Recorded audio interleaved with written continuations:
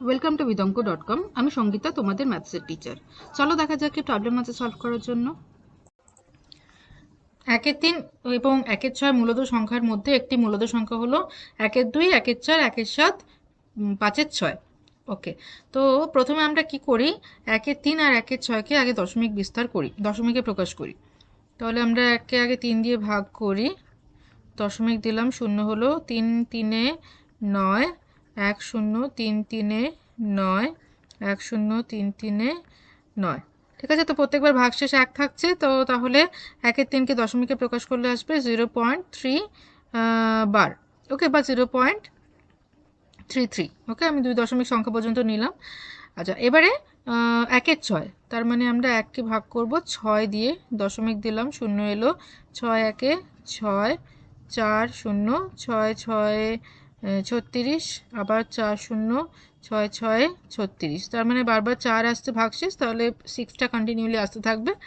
ওকে, তো তাহলে 1-6কে যদি আমরা দশমিক বিস্তার করি তাহলে আসে 0.16 বার। ঠিক আছে, বা 0.17 আমি লিখছি 2 দশমিক সংখ্যা পর্যন্ত রাউন্ড অফ করে। ঠিক আছে, আচ্ছা, এবারে এই দুটো সংখ্যাকে আমরা নাম্বার লাইনে বসাই। ঠিক আছে, দুটোই পজিটিভ নাম্বার, তো তাহলে পজিটিভ এক্স অ্যাক্সিসে থাকবে। আচ্ছা, এবারে দেখো এখানে যতগুলো নাম্বার আছে, 1-3, 1-6, এদিকে 1-2, 1-4, 1-7, 5-6, সবাই কিন্তু 1-এর থেকে ছোট। তাদের প্রত্যেকে যদি আমি দশমিক বিস্তার করি, প্রত্যেকের মান কিন্তু 0 থেকে 1-এর মধ্যে, 1-এর মধ্যে থাকবে। ঠিক আছে, তো এটা হলো আমাদের 0 অরিজিন, আর এটা আমি ধরলাম 1। ওকে, এবারে 0 থেকে 1 অবধি এই পুরো রিজনটাকে আমি 10 ভাগে ভাগ করি। ঠিক আছে, তো 0.1 0.2 করে এভাবে ভাগ করে নিই। তো 1 2 3 4 5 6 7 8, আমার সমান হচ্ছে না, আমি একটু সমান করে ভাগ করি।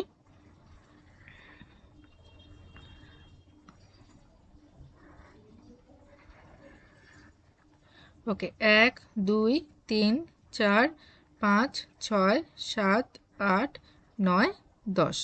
ওকে, এটা 0 হলো, আর এটা হলো 1। তাহলে এটা কি হচ্ছে, 1টা নিচে লিখছি, এটা হচ্ছে তোমার 0.1, 0.2, 0.3, 0.4, 0.1 0.2 করে লিখি, তাহলে জায়গাটা কম নষ্ট হবে। 0.1, 0.2, 0.3, 0.4, 0.5, 0.6, 0.7, 0.8, 0.9। ওকে, তারপরে 1 হলো।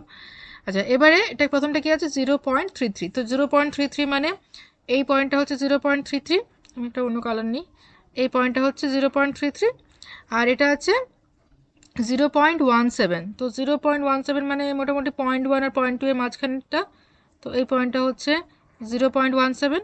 ঠিক আছে, তাহলে এটা হলো 1-6 এর পয়েন্ট, আর এইটা হচ্ছে 1-3 এর পয়েন্ট। ঠিক আছে, তাহলে এই 1-6 আর 1-3-এর মধ্যে এই চারটে যে ভ্যালু, চারটে যে ভগ্নাংশ আছে, সেটা কোনটা পড়বে সেটা দেখা যাক। ওকে, তো এগুলোরও আমরা প্রত্যেকটার কিন্তু দশমিক বিস্তার করব। তাহলে দেখো প্রথমে কি আছে, 1-2। 1-2 মানে আমরা সবাই জানি 0.5। ঠিক আছে, তাহলে দেখো 0.5টা এর কোথায় আছে, 0.5 এখানে চলে আসছে, তাহলে এটা কখনোই 1-6 আর 1-3-এর মধ্যে পড়ছে না।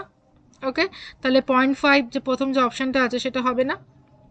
আচ্ছা, এবারে চলে যাই 2 নম্বর অপশানে, বিতে। বিতে আছে 1-4। তো 1-4কে যদি আমি দশমিক করি তাহলে আসবে 0.25। ঠিক আছে, 0.25। চলো একবার ভাগ করে নিই, দশমিক দিলাম, 0 এলো, 4 2-এ 8, 2 0, 4 5-এ 20। ঠিক আছে, 0.25 হচ্ছে। এবারে 0.25 দেখো কোথায়, কোন জায়গায় আসবে, 0.25। তো 0.25 মানে এটা আসছে 0.2 আর 0.3 এর মাঝখানে, মোটামুটি এই জায়গায়। ঠিক আছে, এই জায়গাতে আসবে 0.25। তাহলে দেখো এই 0.25টা, এটা হচ্ছে তোমার 0.25। তাহলে 0.25 এই 1-6 আর 1-3-এর মধ্যে থাকছে। বাকিগুলো চলো একবার চেক করে নিই। সি আছে 1/7। তো 1/7 করলে আসবে, 1কে আমরা 7 দিয়ে ভাগ করি, দশমিক দিলাম, 0 হলো, 7 1-কে 7 হলো, 3 0 7, 4-এ 28 হচ্ছে, ঠিক আছে। তো 7 4 28, 2 0 7 2 14, তাহলে 0.14। তো 1/7 আসছে 0.14, রাউন্ড অফ করলে 0.14 হচ্ছে। তো 0.14 মানে সেটা কিন্তু 1/6 আগেই আসছে, কারণ 1/6 আমরা পেয়েছি 0.17, তাহলে 1/6 বাঁ দিকে আসছে, ঠিক আছে। তো তাহলে সেটা কিন্তু এই রিজনের মধ্যে আসছে না, তাহলে 1-এর সাথে হবে না। আর 5/6, তো 5/6 মানে হচ্ছে 5কে আমরা ভাগ করবো 6 দিয়ে, দশমিক দিলাম, 0 এলো। 6 7 42, দেখো এটা 0.7 হয়ে যাচ্ছে। 6 7 42, 8 0, তো এটা সরি ভুল করলাম আমি একটু, 1 মিনিট।